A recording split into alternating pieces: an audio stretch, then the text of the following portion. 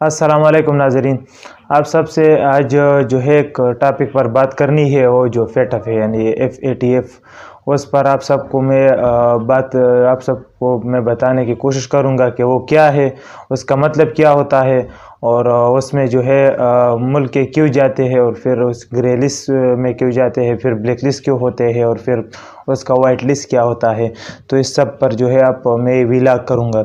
سب سے پہلے جو ہے اس کا جو پورا محفف ہے، جو اس کا مطلب ہے کہ فائنینشل ایکشن ٹاسک فورس، یہ ایک انٹرنیشنل ادارہ ہے، اور اس میں جو ہے بہت سے ملکوں کو نمائندگی دی گئی ہے۔ اس کا جو ہے مطلب ہوتا ہے کہ آپ جس ملک کا جو اکانومی ہے وہ اتنا ان ڈاکومنٹ ہو، اور وہ کو ایزیلی آپ استعمال کر سکتے ہیں، یعنی بینک چینل سے جو ہے زیادہ استعمال نہیں ہوتے، اور اکثر جو ہے یعنی بازاروں میں آپ غیر ملکی کرنسی بھی چلتے رہتے ہیں، اور یہ سب کچھ ہوتا ہے۔ تو اس میں پھر اس کو خدشہ ہوتا ہے کہ آپ کی جو اکانومی ہے، پیسے ہے، وہ دہشت گردوں تک آسانی سے جا سکتے ہیں۔ تو اس لیے پھر وہ ایک ملک کی اکانومی کو پہلا گرے لسٹ کر لیتا ہے، پھر اس کے بعد جو ہے بلیک لسٹ کر لیتے ہیں۔ تو اس کا مطلب یہ ہوتا ہے کہ آپ کی اکانومی گرے میں جب چلی جاتی ہے تو اس کا مطلب ہوتا ہے کہ آپ کی اکانومی کا خدشہ ہوتا ہے، اور جب بلیک میں جاتا ہے تو اس کا پھر مطلب ہوتا ہے کہ آپ کی اکانومی جو ہے وہ بالکل استعمال ہو رہی ہے۔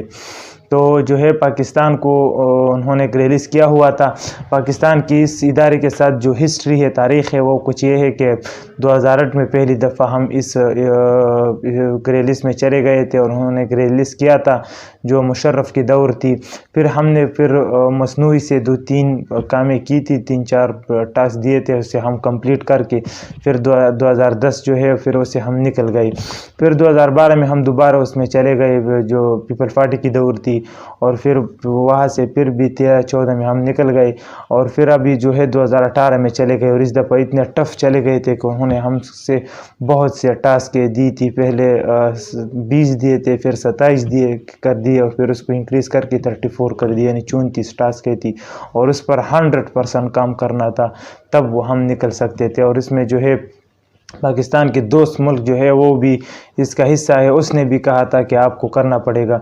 اس میں ہم اس لیے گئے تھے کہ ہمارے جو اکانومی ہے پہلے وہ بالکل ان ڈاکومنٹ ہے، یعنی ہمارے جو ہے کراچی میں، پشاور میں اور بہت سے ملکوں میں ایزیلی جو ہے ہمارے کرنسی بازاروں میں پڑے رہتے ہیں، جس ملک کی کرنسی آپ چاہتے ہو وہ آپ کو مل سکتی ہے، پاکستانی روپوں میں آپ ایکسچینج کرنا چاہتے ہو، اس کے علاوہ دوسرے جو ہے ملکوں کی کرنسی ہو اور اس میں آپ کو چاہیے تو وہ آسانی سے آپ کو مل سکتی ہے۔ اس کے علاوہ ہمارے بینکی نظام میں بھی کچھ خرابیاں ہے، ہم کو فیک اکاؤنٹ لوگ بنائے جاتے ہیں، ابھی جو فیک اکاؤنٹ پکڑی گئی ہے۔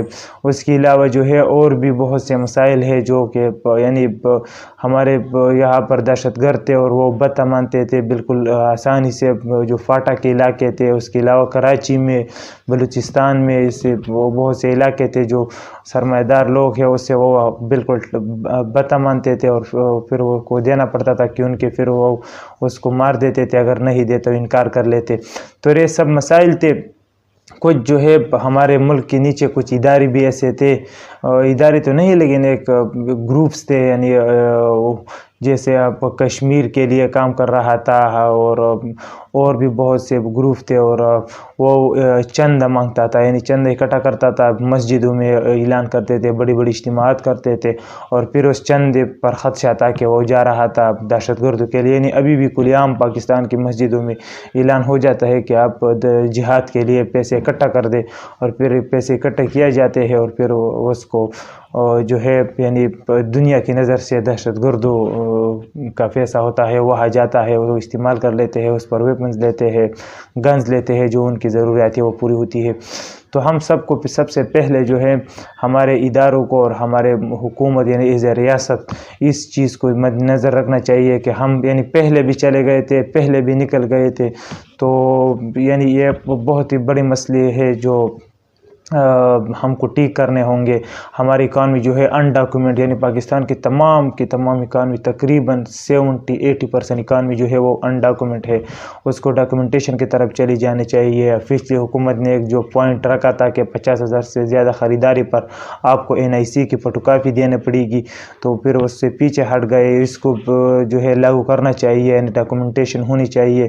اس سے جو ہے یعنی ہمارے جو بزنس کمیونٹی ہے، جو تاجر ہے، وہ اس کے ساتھ جو ہے ان کی تعلق اتنا نہیں ہے، یعنی وہ اس کی ٹریننگ نہیں ہوئی ہے. ان کو ٹریننگ کرنی چاہیے کہ یہ ہمارے بھی فیور میں ہے، آپ کی بھی فیور میں ہے، ملک کی بھی فیور میں ہے. اس سے جو ہے ہمارے جو ٹیکس کا نظام ہے وہ بھی بہتر ہو جائے گا.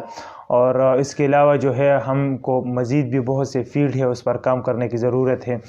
اور اب ہم آتے ہیں کہ اس کے کریڈٹ کہا جاتے ہیں.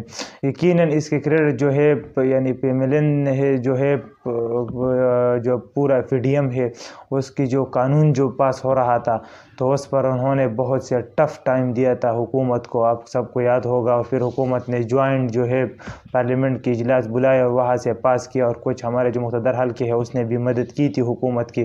تو سب سے پہلے یعنی FDM کو اس کی کریڈٹ تو بالکل نہیں جاتی جو آج حکومت میں ہے، گورنمنٹ میں ہے.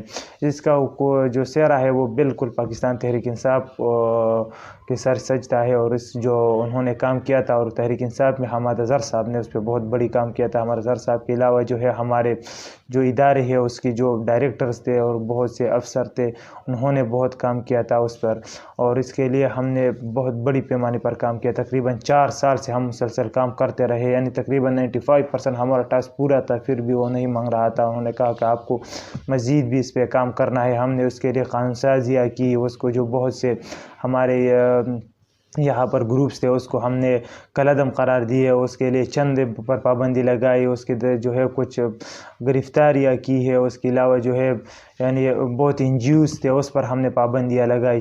تو یہ سب کچھ ہم کرنے کے بعد ہم یہاں تک پہنچے کہ ہم واپس وائٹ لسٹ میں چلے گئے ہیں اور وہاں سے نکل گئے ہیں. ابھی شاید FATF کی ایک ڈیلیگیشن پاکستان کا دورہ کرے اور پاکستان کی اکانومی کو بالکل نزدیک سے دیکھ کر پھر آخری فائنل ورڈکٹ دے گا.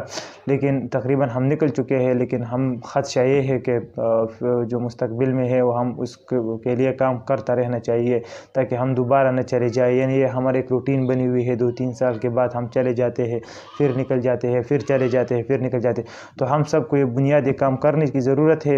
اور یقیناً اس کے کریڈٹ میں جو ہے یعنی کلی دل سے ہم سب کو جس کا جو کام ہے اس کو دینے چاہیے.